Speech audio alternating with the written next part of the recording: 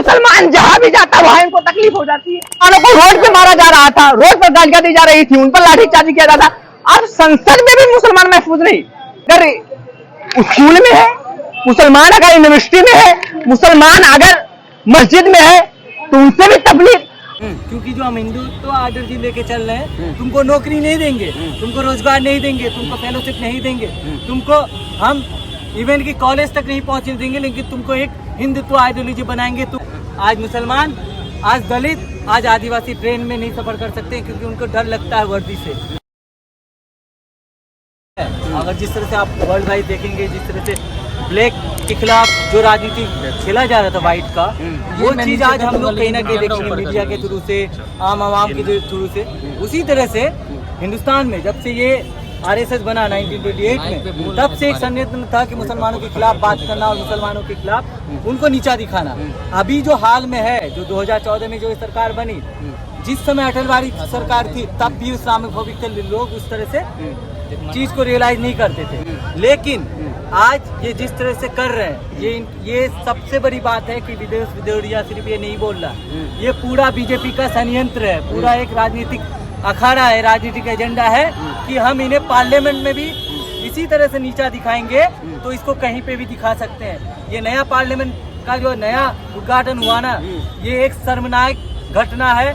जो एक सबसे ज्यादा माइनॉरिटी रहने वाला जिस कंट्री में मुसलमान है, जहाँ पे दलित हैं, जहाँ पे आदिवासी हैं, उसमें से उस सबसे ज्यादा कम्युनिटी को आप किस तरह से हिंदुवादी संगठन तो सपोर्ट कर रही है उसका। देखिए, हम जो बात बोल रहे हैं, जिस तरह से इनका प्रोपेगेंडा है, जिनका जिस तरह से इनकी आइडियोलॉजी है, चाहे आरएसएस हो, बीएचपी हो, चाहे बीजेपी हो, ये चाह रहे हैं कि एक अपने वोटर को दिखाने के लिए, ये अपने वोटरों को दिखाने के लिए बेसिकली ये कर रहे हैं कि हम इनको पार्लियामेंट में भी नीचे दिखा रहे हैं तो तुम हमें 2024 में वोट करोगे। क्योंकि जो हम हिंदुत्व आइडियोलॉजी लेके चल रहे हैं, तुमको नौकरी नहीं देंगे, तुमको रोजगार नहीं देंगे, तुमको फेलोशिप नहीं देंगे, तुमको हम इवन की कॉलेज तक नहीं पहुंचने देंगे, लेकिन तुमको एक हिंदुत्व आइडियोलॉजी बनाएंगे, तुमको एक कम्युनल फोर्स बना के छोड़ देंगे।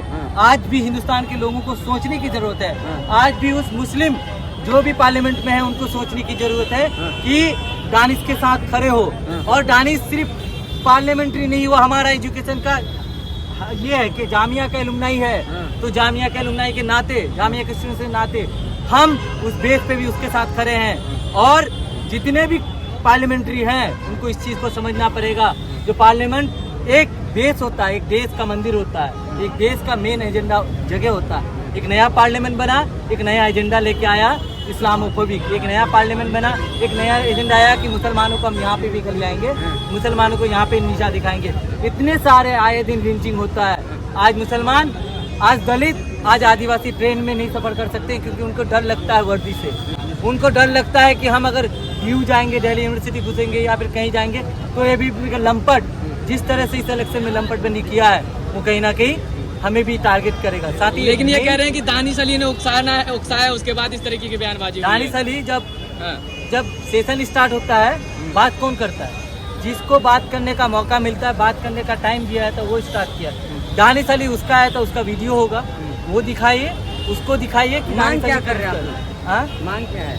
मांग यही है कि ये एक छोटी सी बात, जब राहुल गांधी कहता है कि मोदी के खिलाफ, तो उसको पार्लियामेंट से बर्खास्त कर दिया जाता है। उसको बोला जाता है कि इनको इलेक्शन लड़ने नहीं दिया जाता। विदोरी ये बात कहता है तो पार्लियामेंट का जो स्पीकर है वो वहाँ पे उसको चुप नहीं कराता है। कहीं ना कहीं हम देखे हैं कि पूरी फासिज्म हिंदुस्तान में आया हुआ है। हमारा डिमांड है विदोरी को डिस्क्वालीफाई किया जाए और एक प्राइम मिनिस्टर इसका स्टेटमेंट दे कि आइंदा आने वाले दिनों में पार्लियामेंट में किसी भी माइनॉरिटी के खिलाफ इस तरह की बातें नहीं होंगी। डिमांड ये है स्टूडेंट कम्युनिटी का कि स्टूडेंट कम्युनिटी जिस तरह से बात उठा रहा है रोड से लेके संसद तक, वो हम उठाएंगे और वो किसी भी के खिलाफ हो।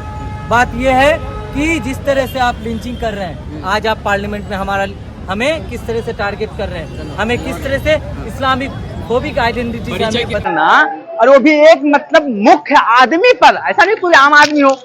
ये मतलब समझिए कि इंडियन डेमोक्रेसी को अनवेल कर रहा है, यहाँ के कल्चर और सकाफत को अनवेल कर रहा है।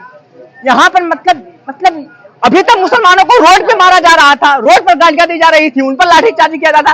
अब संसद में भी मुसलमान महफूज नहीं।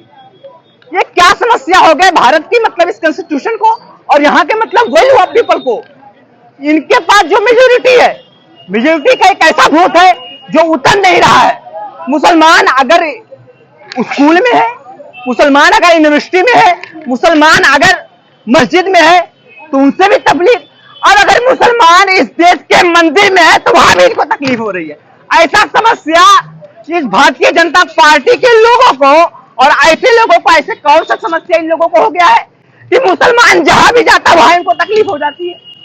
दानिश अली साहब के साथ जो भी मैटर हुआ है सिर्फ और सिर्फ इस बेस पर कि वो मुसलमान है। देखिए, कठुआ का शब्द यूज किया गया, this is my identity. Kathua मुसलमानों की आइडेंटिटी है, लेकिन कठुए के बेस पर हमारा संविधान, कॉन्स्टिट्यूशन ऑफ इंडिया किसी के भी आइडेंटिटी बेस पर हेट स्पीच को फैलाना लीगल नहीं है। बनाने की मांग कर रहे हैं, लेकिन कानून बनाने वाले इस तरीके की बेतुका बयानबाजी कर रहे हैं। यहाँ पर जो हुआ है ये पार्लियामेंट तक पहुँचा है। मॉब लिंचिंग वाला जो चीज़ अभी बस बयान दिया हुआ है।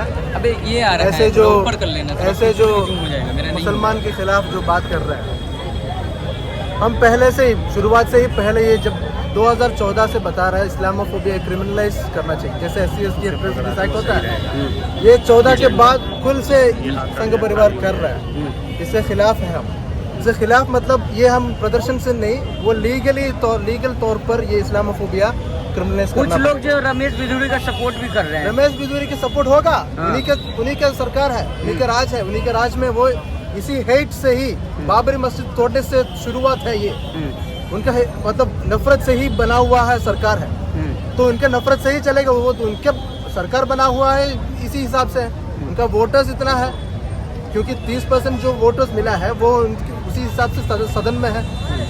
इसीलिए मैं कह रहा हूँ उनके सपोर्ट में लोग हैं, लेकिन जो बहुजन और जो मेजोरिटी है, मेजोरिटी ये विपक्ष में है, और विपक्ष जब इकट्ठा हो जाएंगे तब ये सब हम लागू कर सकते हैं। अगर हम इससे ज़्यादा अगर हम अभी कैंपस से क्या मांग करते हैं आप लोग, क्या मांग करते हैं? हम ये करते हैं, उनके जो MP है रमेश बिधूरी, एक MP जो कहते हैं, उनका डिस्क्वालिफिकेशन करना चाहिए और उनके ऊपर केस लगाना चाहिए। क्रिमिनल ऑफेंस है। वो पहले भी सांसदों को पाकिस्तानी बहुत बार, ये एक बार नहीं, ये अभी मीडिया में आया है, बहुत सोनिया गांधी के खिलाफ बोला है, बहुत विपक्ष के जो नेता के खिलाफ बोला है।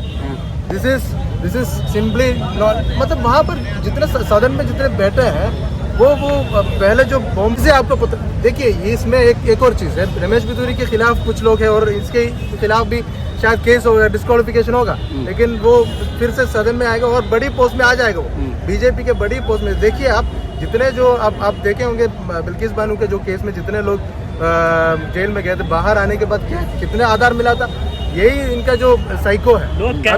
अभी बीजेपी इस तरीके के लोगों को पनाह दे हाँ रही है। वही, मतलब ये मतलब जान पूछ के ही कर रहा है, मतलब ये जान पूछ के, तब भी तो उनका वोट बढ़ जाता है। दानिश अली जामिया से क्या कुछ कहना चाहेंगे? जामिया से यही कहना है, ये जामिया का हमारा जो एलुमनस भी है, वो इसके लिए हम बहुत गर्व से बात बोलते हैं कि हमारा दानिश MP हमारा जामिया एलुमनस है। ये जामिया से शुरू होंगे ये जो लड़ाई है, उनके जो हम लोग हमारा संगठन फ्रेटर्निटी मूवमेंट उनको मिलने गए थे, तो हम उनको बोला था हम हर तरह मतलब सड़कों पे या लीगली पॉलिटिकली भी आपके साथ है।